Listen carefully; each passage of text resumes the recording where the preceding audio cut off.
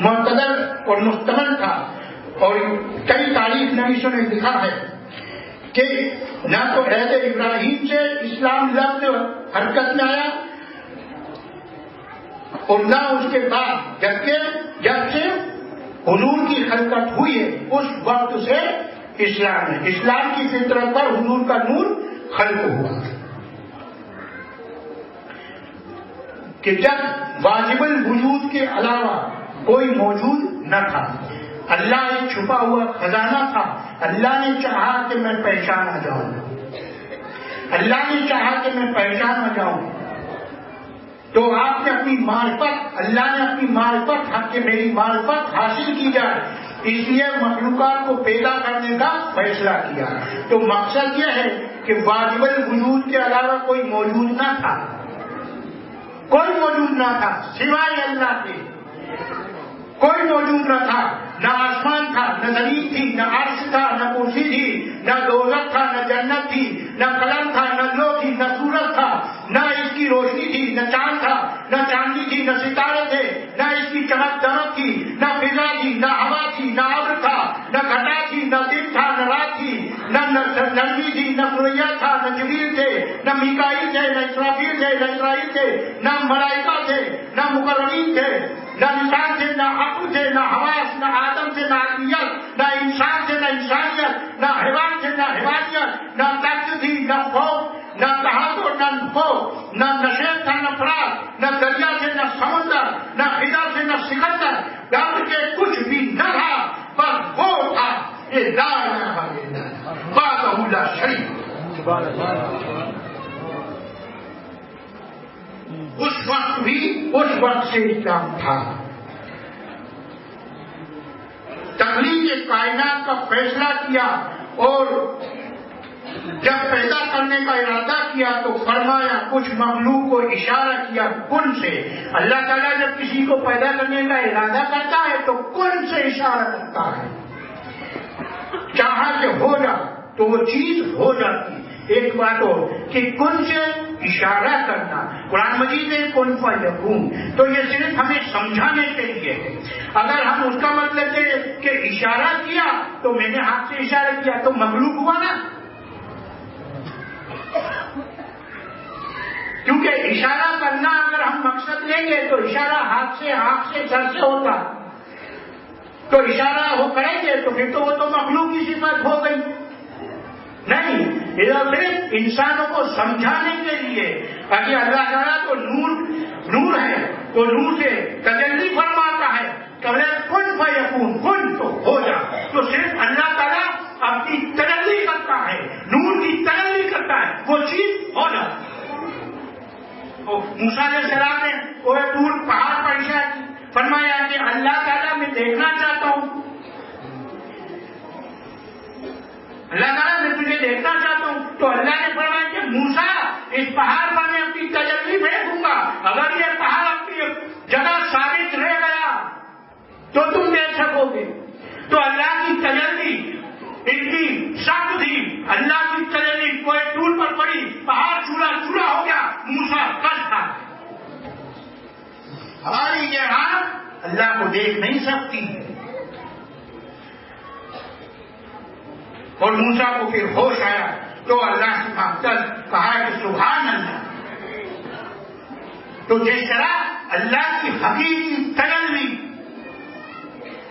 جب گرے تو پہاڑ ریزہ ریزہ ہو جائے، اسی طرح اگر اللہ کی کتاب پہاڑ پر نازل ہو جائے تو قرآن کہتا ہے کہ اگر میں پہاڑ پر نازل کر دیا جاؤں تو میری حیبت سے پہاڑ ٹکڑے ٹکڑے ہو جائیں. کتنی حیبت ہے قرآن مجید.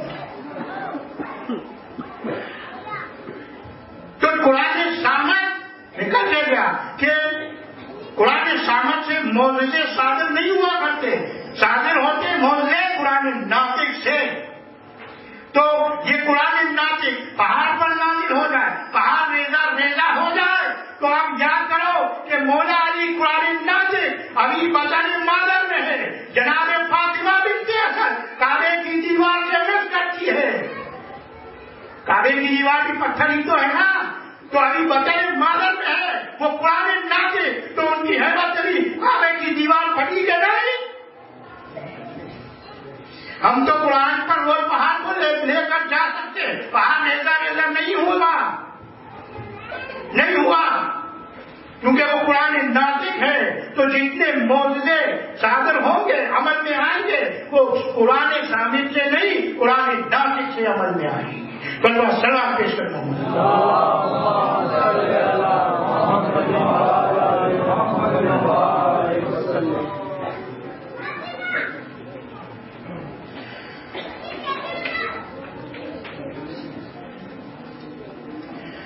اب اسلام کی بات تو ہو گئی کہ اسلام کب سے ہے۔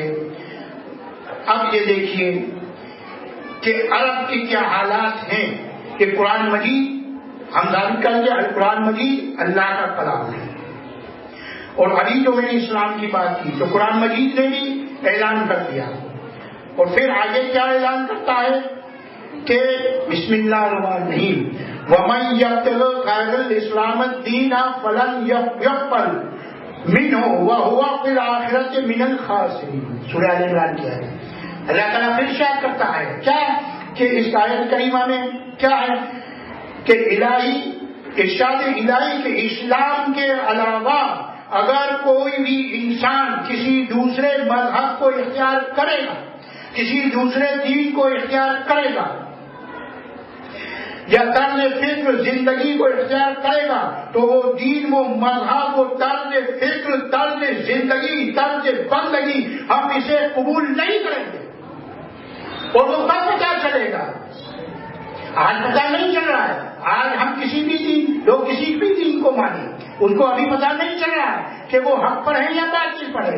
اللہ جانتا ہے کہ وہ حق پر ہے کہ باطل ہے۔ اس لیے قرآن میں پھر ارشاد فرمایا کہ کوئی بھی انسان میرے بنائے ہوئے دین کے علاوہ کسی دوسرے دین کو، اسلام کے علاوہ کسی دوسرے مذہب کو، دوسرے دین کو، طرز زندگی کو جو اسلام پر ہے، طرز بندگی کو جو اسلام پر ہے، اگر وہ اختیار کرے گا تو ہم اسے قبول نہیں کریں گے۔ اور ایسا انسان اس دنیاوی زندگی سے گزرنے کے بعد جب آخرت کی دائمی زندگی میں داخل ہوگا تو اسے اس بات کا احساس ہوگا کہ اس نے اسلام کو چھوڑ کر اپنا ہی نقصان کیا، وہ پتا چلے گا یہاں نہیں۔ آگے دیکھیے قرآن مجید الہامی شان، قرآن مجید کی الہامی شان، قرآن مجید کلام الہی ہے، سادہ زبان قرآن سے لوگ سمجھ سکتے ہیں۔ اور کچھ اس کی وجہ کہ اس بات سے کوئی انکار نہیں کر سکتا ہے کہ انسان کے چاروں طرف جو ماحول ہوتا ہے، انسان جو دیکھتا ہے، سنتا ہے، پڑھتا ہے، اس کے خیالات مرتب ہوتے ہیں۔ ہم یہاں کے ماحول میں ہیں تو ہمارے چاروں طرف وہی ماحول ہوتا ہے۔ ہم یہاں سے صرف دوسرے گاؤں میں بھی جائیں گے تو وہ ماحول ہمیں سوٹ نہیں کرے گا، ہے نا۔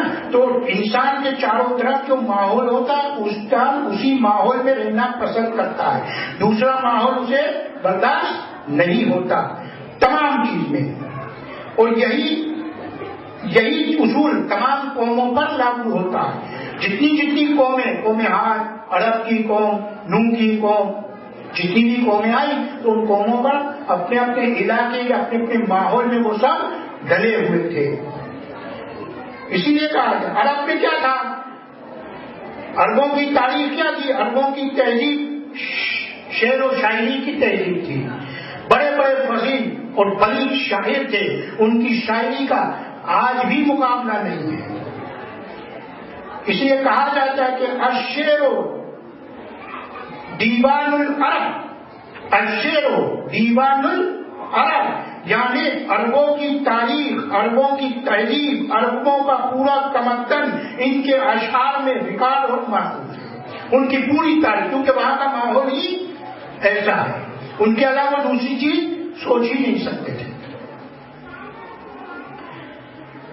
اسی لیے جاہلی قبل اسلام، اب یہاں بھی اس نے جو جاہلی قبل اسلام، یعنی اسلام تو شروع سے تھا لیکن انہوں نے قبول نہیں کیا تھا، عرب کے لوگوں نے اسلام کو قبول نہیں کیا تھا، اس لیے یہاں لفظ آیا جاہل، یعنی قبل اسلام کے زمانے میں، حضور کے زمانے میں، وہ ابھی اس نے اسلام قبول نہیں کیا ہے۔ تو جب حضور کی ولادت عرب میں ہوئی تو عرب میں کیا ماحول تھا کہ قصیدوں میں اگر آپ ملاحظہ فرمائے لفظ دیکھیں تو اس زمانے کا ماحول ہمیں عرب کی تاریخ ہم دیکھیں گے تو اس دور میں جو جو چیزیں تھیں وہ ہمیں نظر آئے گی. کوئی سی بھی عرب کی تاریخ آپ پڑھیں تو وہ چیز ہمیں نظر آئے گی. کیا آئے گی کہ عربی شاعری بہت بلند معیار پڑھنے کے قابل, اور پرانے زمانے میں جیسے شاعر عربی زبان میں پیدا کر دیے وہ بھی آج بھی چیلنج ہے. اس زبان کے شاعر, عربی زبان کے شاعر آج بھی چیلنج بنے ہوئے ہیں. لبید کا جواب عربی شاعری میں نہیں مل سکتا. امراء القیس وہ بھی عربی شاعر ہے, امراء القیس بہت بڑا شاعر, اس کا بھی جواب آج بھی نہیں مل سکتا. ایسے عظیم شاعر تھے صرف اپنے دور میں, بلکہ آج بھی دنیا عرب کا لوہا اس کا لوہا مانتی ہے. لیکن آپ ان کے کلام کو دیکھیے, ان کی شاعری کے کلام کو اگر ہم دیکھیں گے, بڑے بڑے شاعر ہیں آج بھی وہ چیلنج بنے, لیکن حقیقت کیا ہے ان کے کلام کو اگر دیکھیں گے تو اس میں کیا ہوگی, عشق ہوگا, عاشقی کی باتیں ہوگی, یا ریگستان کی باتیں ہوگی, ریگستان کا منظر ہوگا, یا پھر اونٹ آپ کو دکھائی دیں گے بڑے خوبصورت پہرائے میں, گھوڑوں کی تعریفیں ہوگی, یا تلوار کی تعریفیں ہوگی, یا نیزے کا بیان ہوگا, یا پھر اپنی بہادری کی داستان. عرب کی تاریخ اگر ہم دیکھیں گے تو تمام چیزیں ہم کو ملے گی. اونٹ, گھوڑے, تلوار, نیزے, ریگستان, وہ ان کی شاعری میں یہی کچھ ہوتا تھا.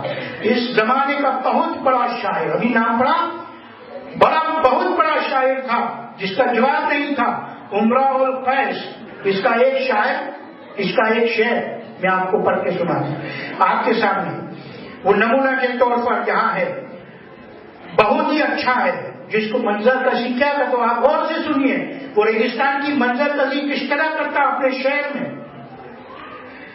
عرب کے ریگستان میں اونٹ پر بیٹھا ہوا, وہ شعر ہے. وہ شعر کیا ہے جس میں دیکھو کہ عرب کے ریگستان, امراء القیس عرب کے ریگستان میں اونٹ پر بیٹھا ہوا صحرا میں چلا جا رہا ہے, اور ظاہر ہے کہ اس وقت کتنا وقت لگتا تھا پتہ نہیں چلتا. وہ سورج یا دھوپ کے ذریعے, دھوپ یا سورج کی گردش کے ذریعے لوگ راستہ معلوم کرتے تھے. کن مشکلات کا سامنا کرنا ہوتا ہے تو آپ سوچ بھی نہیں سکتے ہم تو. اب وہ اونٹنی پر بیٹھا ہوا اور ریگستان سے گزر رہا, وہ اپنی اونٹنی پر بیٹھا ہوا اور بیابان, ریگستان, چاروں طرف گرمی, اور وہ چل رہا ہے اپنی اونٹنی پر بیٹھا ہوا. اب وہ اونٹنی پر بیٹھا ہوا شعر کیا کہتا ہے, اس کے خیالات کیا کہہ رہے ہیں, گزر رہا. اس موقع پر وہ کہتا ہے, اس موقع پر وہ کیا کہتا ہے کہ شیام اللیالی انتش کا ناقتی, شیام اللیالی انتش کا ناقتی, ناقا اونٹ کو کہتے ہیں, اونٹنی کو, ناقتی صدری بہا افزا ام اللبیدہ, ام اللبیدہ کہتا ہے. اس کا مطلب ہے وہ کیا کہتا ہے, اونٹ پر بیٹھا ہوا ریگستان عبور کرتا چلا جا رہا ہے, لیکن اس کے خیال, اس کا شعر کیا کہتا ہے کہ میں اپنی اونٹنی پر بیٹھا ہوا اس بہت بڑے ناپید ریگستان جس کا کوئی کنارہ نہیں ہے, عبور کرتا ہوا چلا جا رہا ہوں, مگر وہ اونٹنی جو مجھے اچھی طرح جانتی ہے, میں تو ریگستان عبور کرتا ہوا چلا رہا ہوں, اور وہ اونٹنی جو مجھے اچھی طرح جانتی ہے